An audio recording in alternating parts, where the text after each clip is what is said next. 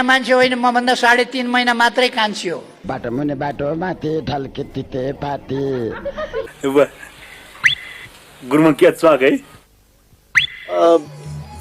अहिले त्यसमा चर्चा गर्नु त्यति राम्रो हुँदैन। अब त्यो हजुरआमाहरूको बारेमा चाहिँ नि फ्याक्ट एक थोक भनिदिँदाखेरि त्यो राम्रो हुँदैन। त्यो हजुरआमा त्यसो नभन्नु न, यस्तो च्वाक भएर पनि त्यस्तो कुरा गर्ने। तपाईँ पनि च्वाक त च्वाकै हो बा। मलाई पनि थुप्रै साथीहरूले भेट्दाखेरि जवानै देखिनुहुन्छ भनेर भन्छन्, त्यसमा पत्याइहाल्नु पर्ने कुनै जरुरी छैन। भन्छन् बुढा मर्ने बेलामा तरुनी लिएर हिँड्ने अनि आफै होइन हेर्दै यस्तो छु उस्तो छु राम्रो छु भन्दै हिँड्ने। महेश बस्नेतले सिकायो क्या यस्तो काम बुढालाई। महेश बस्नेत पनि को छ आज हामी पत्ता लगाएर छोड्ने हो। नगरौँ न यो यस्तो नगरौँ न। ल ल ल ल यस्तो कुरा नगर्ने, बुढा डराइसक्यो। अरू कुरा गरौँ दुर्गाजी है, यो केटीको कुरा नगरिदिउँ।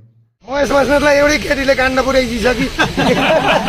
कुरो नगर्ने भनेपछि छोडिदेऊ नि त नि बुढा क्या। यस्तै बढी बोलेर क्या तिम्रो जेलकै बास बनाएको। छोडिदेऊ नि त्यो कुरा नगर्ने क्या, अरू गरौँ।